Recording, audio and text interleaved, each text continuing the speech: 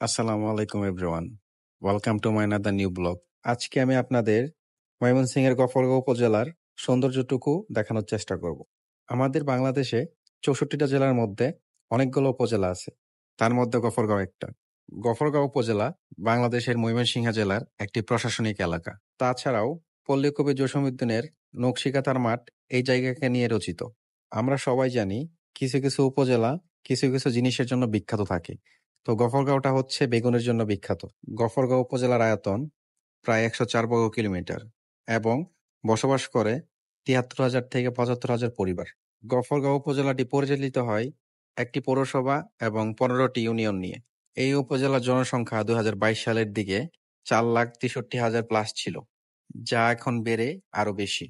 উপজেলাটিতে রয়েছে সরকারি ও বেসরকারি কলেজ, উচ্চ মাধ্যমিক বিদ্যালয়, মাদ্রাসা, প্রাথমিক স্কুল ইত্যাদি। উপজেলাটিতে যোগাযোগের জন্য রয়েছে পাকা রাস্তা এবং রেলপথ। আর উপজেলার উপর দিয়ে বয়ে গেছে আমাদের পুরানো ব্রহ্মপুত্র নদী। অর্থনীতি ও জীবনযাত্রার দিকেও পিছিয়ে নেই এই উপজেলাটি। কৃষিভিত্তিক, যেমন চারা, বেগুন, ধান, চাল ইত্যাদি চাষ করে। আর চিকিৎসার জন্য রয়েছে উপজেলা স্বাস্থ্য কমপ্লেক্স, পরিবার পরিকল্পনা কেন্দ্র, 16টি স্বাস্থ্য কেন্দ্র ইত্যাদি। উপজেলাটিতে প্রশাসনিক কাজের জন্য রয়েছে উপজেলা প্রশাসন, থানা, পৌরসভা ইত্যাদি। শিক্ষা প্রতিষ্ঠানের মধ্যে গফরগাঁও সরকারি কলেজ অন্যতম। এই উপজেলায় মুসলিমদের জন্য রয়েছে 41টি মসজিদ এবং হিন্দুদের জন্য একটি মন্দির। আপনারা এখন যে জায়গাটা দেখতে পারতেছেন, এটা হচ্ছে গফরগাঁওয়ের প্রবেশ পথ। আপনি যদি ঢাকা ময়মনসিংহ হাইওয়ে দিয়ে আসেন, তাহলে আপনার এখান দিয়েই গফরগাঁও উপজেলায় প্রবেশ করতে হবে। জায়গাটা পাখির চোখে, অর্থাৎ ড্রোনের চোখে যতটুকু সুন্দর, বাস্তবে তার থেকে বেশি সুন্দর। আর রাস্তার কথা তো বাদই দিলাম, রাস্তাটা হচ্ছে হাইওয়ের থেকেও সুন্দর। হাইওয়েতে যেরকম রাস্তা থাকে ওর থেকেও সুন্দর। ড্রোনটা হচ্ছে পিছন দিক থেকে উড়াইছি, যার কারণে রাস্তাটা উল্টা দেখাচ্ছে। আপনারা হচ্ছে হাতের বাম পাশে যে রাস্তাটা দেখতে পারতেছেন, এটা হচ্ছে হোসেনপুরের রাস্তা। আর ডান পাশের রাস্তাটা, যেটা হচ্ছে দোকান আছে সাথে, সেটা হচ্ছে গফরগাঁওয়ের রাস্তা। আর এই হচ্ছে গফরগাঁও রেল স্টেশন। এখান থেকে হচ্ছে আপনি ময়মনসিংহ যেতে পারবেন, আবার ঢাকাও যেতে পারবেন।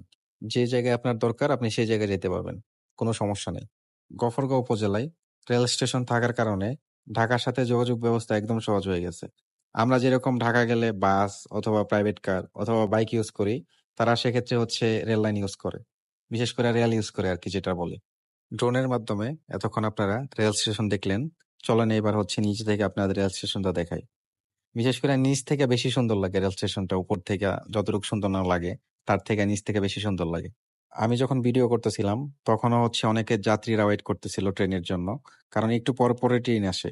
এখানে হচ্ছে আপনি লোকাল ট্রেনও পাবেন, আবার দেখা গেছে আপনি দূরে যাবেন সেক্ষেত্রে হচ্ছে ট্রেন পাবেন, সমস্যা নেই। সব স্টেশনে হচ্ছে খাবারের দোকান থাকে, কিন্তু এই স্টেশনে একটু বেশি মনে হয়েছে আমার কাছে। মোটামুটি অনেকগুলা দোকানে ছিল, বিশেষ করে হচ্ছে বাহিরের যে খাবারগুলো আছে সেগুলা। গফরগাঁও উপজেলার মানুষ কোনো সময় হচ্ছে ময়মনসিংহ গেলে অন্য কোনো কিছু ইউজ করে না, একমাত্র এই রেলপথ ছাড়া। এখন আপনারা যেটা দেখতে পাচ্ছেন, এটাই হচ্ছে মূলত গফরগাঁও সরকারি কলেজ। তো আমি ভিডিওর প্রথম দিকে এটার কথাই বলছিলাম।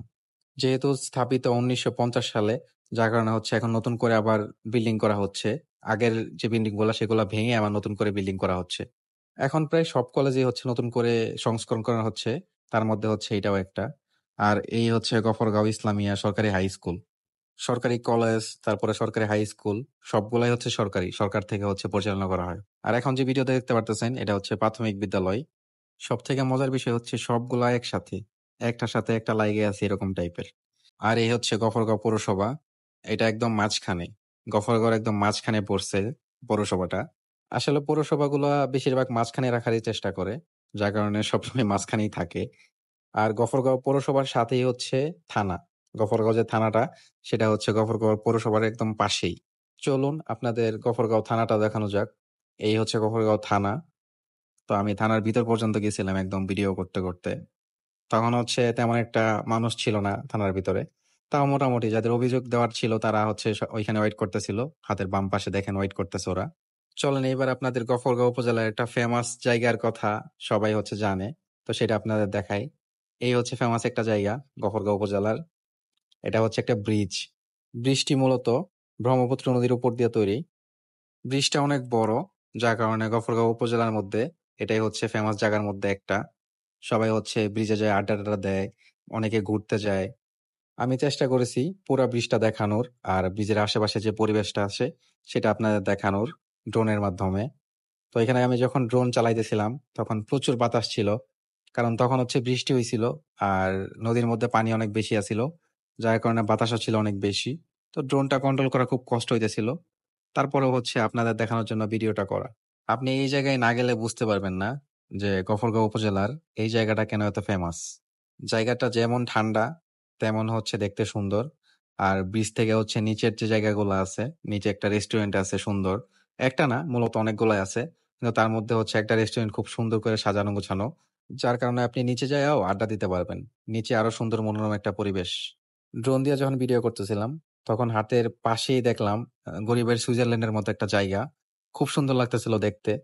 মাঝখানে হচ্ছে চর আর দুই সাইডে হচ্ছে নদী। এটা হচ্ছে মূলত ব্রহ্মপুত্র নদীর মাঝখানে চর। আর এগুলো সবই হচ্ছে গরু।